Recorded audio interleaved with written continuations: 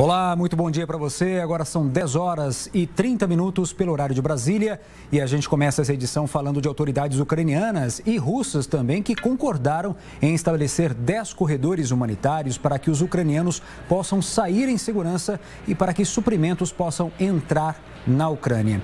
Um vídeo divulgado pelo assessor presidencial ucraniano no sábado mostra pessoas sendo retiradas de Zaporísia e Severodonetsk. Alguns corredores estarão nas regiões de Kiev e Luhansk e um será estabelecido também a partir de Mariupol. Entregas de ajuda humanitária também estão sendo planejadas aí para a cidade de Kherson, atualmente sob controle russo.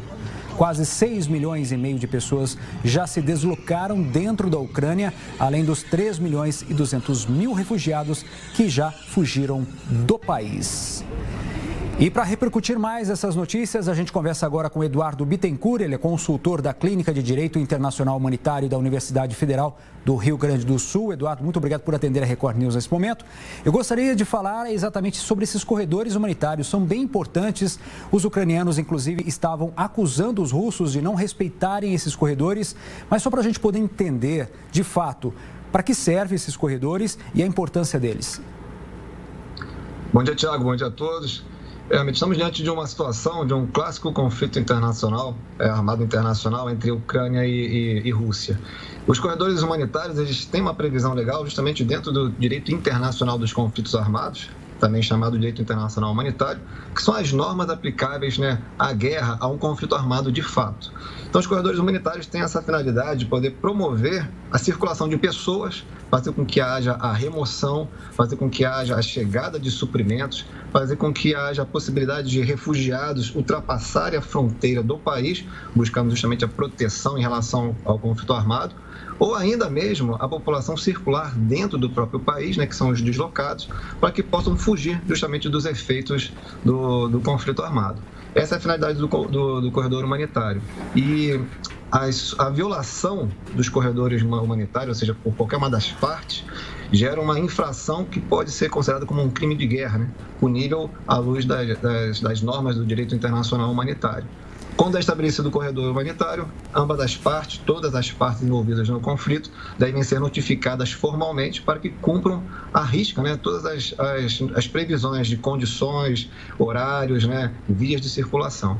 Essa é a previsão dos corredores humanitários, até sobre a repercussão legal que existe no direito internacional humanitário. Agora eu gostaria de falar um pouquinho com você sobre os crimes de guerra. Nós sabemos que 39 países já denunciaram Vladimir Putin, a Ucrânia, sobre crimes de guerra no Tribunal Penal Internacional, não é isso? Agora, depois que vieram essas acusações e essas investigações em relação aos crimes de guerra contra a Rússia, o próprio Putin está acusando agora a Ucrânia de cometer crimes de guerra contra os soldados russos. Como é que fica essa questão nesse momento, hein? Os crimes de guerra são as violações graves ao direito internacional humanitário. Então, justamente, uma força armada, esse conflito armado entre estados, uma força armada deve pautar a sua conduta não somente no campo operacional, tem que ser um procedimento ético, porque está sujeito à observação de toda a comunidade, toda a opinião pública local e internacional. Essas supostas violações são exploradas justamente por cada partido para que possa servir justamente de uma desaprovação por parte da opinião pública. E também as boas práticas que são desenvolvidas pelas partes são aproveitadas como uma vantagem militar. Ocorre que o Tribunal Penal Internacional ele funciona e tem uma forma de um juízo de admissibilidade para fins de ser processado e supostamente condenado. A questão é, a imprensa eu vejo que detém aí um papel importantíssimo, de poder levar as imagens em tempo real do que realmente está acontecendo, no teatro de operações.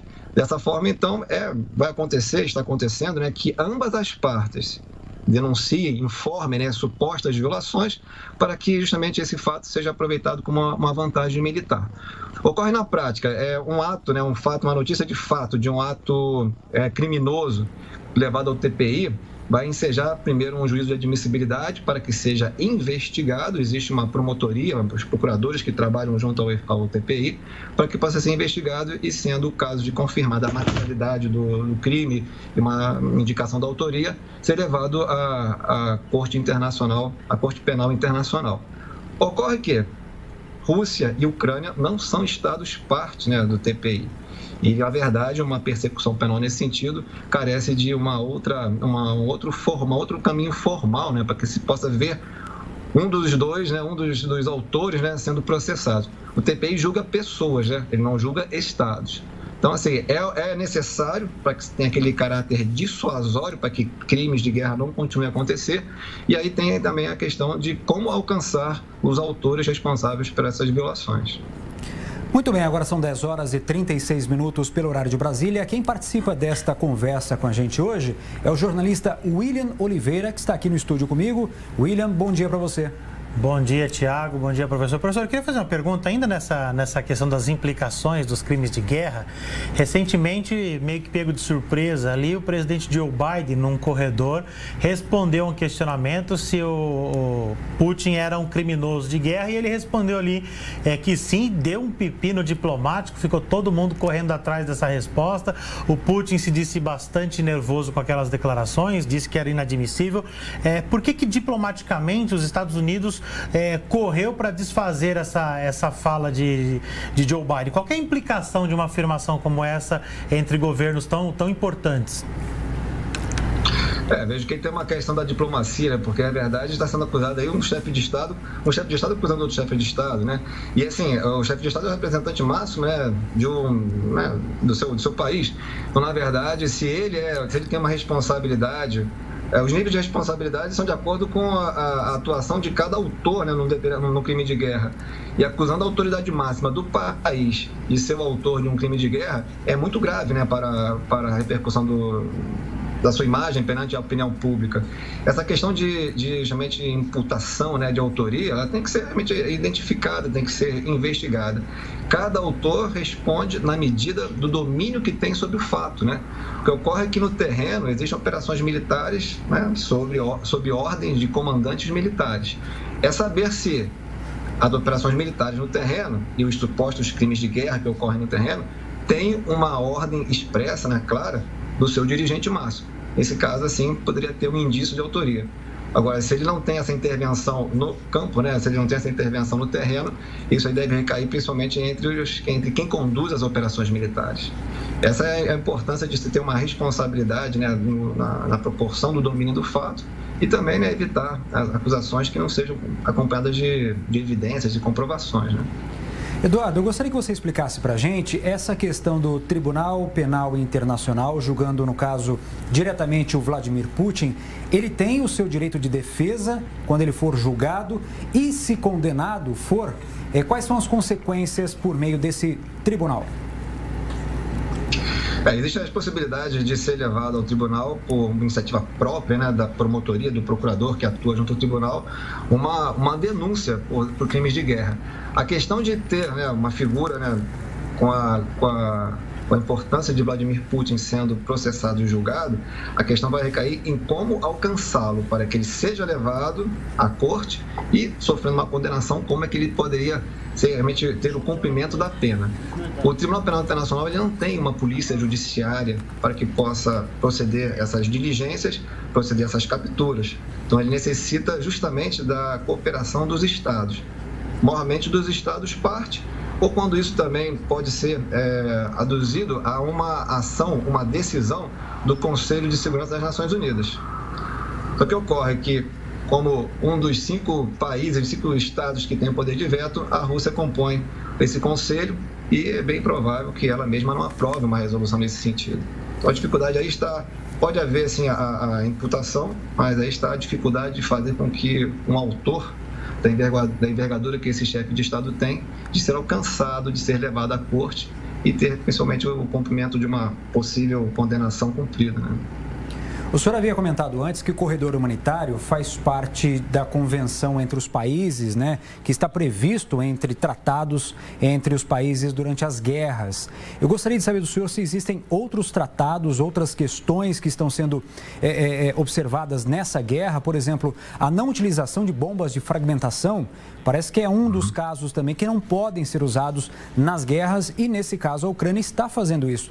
Eu gostaria que o senhor explicasse um pouquinho mais sobre essas combinações, vamos dizer assim, nesses tratados que agora estão sendo descumpridos pela Rússia.